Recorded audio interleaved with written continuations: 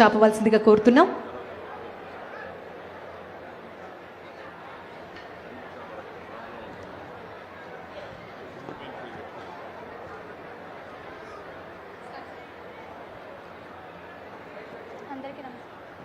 అందరికీ నమస్కారం.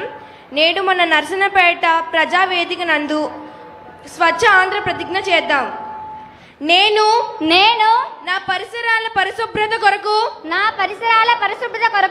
ప్రతిరోజు కొంత సమయం కేటాయిస్తానని నా వంతు కృషిగా స్వచ్ఛత కార్యక్రమాల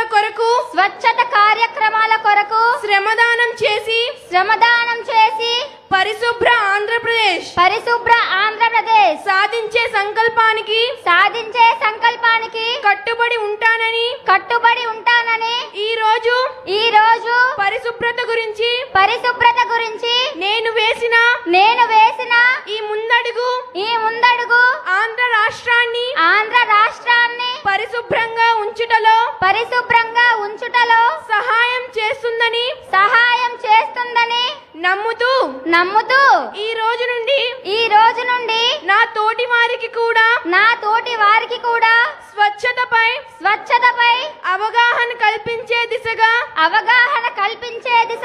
ప్రయత్నిస్తానని భవిష్యత్ తరాలకు ఆరోగ్యవంతమైన సుభిక్షమైన ఆనందకరమైన ఆంధ్ర రాష్ట్రాన్ని నిర్మించడానికి నాతో మొదలైన ఈ నిర్ణయం ద్వారా నా రాష్ట్రాన్ని స్వర్ణాంధ్ర స్వచ్ఛాంధ్రగా తీర్చిదిద్దేటట్లు నా వంతు కృషి చేస్తానని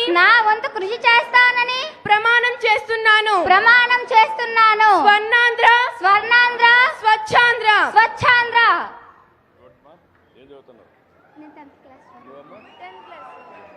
ధన్యవాదములు.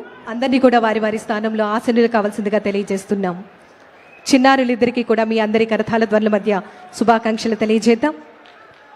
స్వచ్ఛతే సేవ, పరిశుభ్రతే ప్రగతిగా ప్రజల ఆరోగ్యం, రాష్ట్ర అభివృద్ధి పట్ల అంకిత భావంతో స్వర్ణాంధ్ర స్వచ్ఛాంధ్రను రాష్ట్ర వ్యాప్తంగా ప్రజా ఉద్యమంగా తీర్చిదిద్దుతూ ప్రతి గ్రామం, ప్రతి పట్టణం పరిశుభ్రంగా ఆరోగ్యవంతమైనటువంటి పర్యావరణ హితమైనటువంటి కార్యక్రమాలను నిర్వహిస్తూ మరి ఈరోజు ఈ ప్రజావేదిక వద్ద స్వర్ణాంధ్ర స్వచ్ఛాంధ్రను ఉద్దేశించి మాట్లాడవలసిందిగా గౌరవ ముఖ్యమంత్రి వర్యులు గౌరవనీయులు శ్రీ నారా చంద్రబాబు నాయుడు గారికి సాదర స్వాగతం.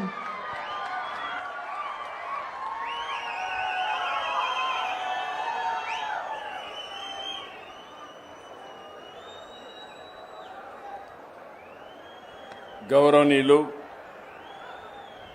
స్థానిక శాసనసభ్యులు మైక్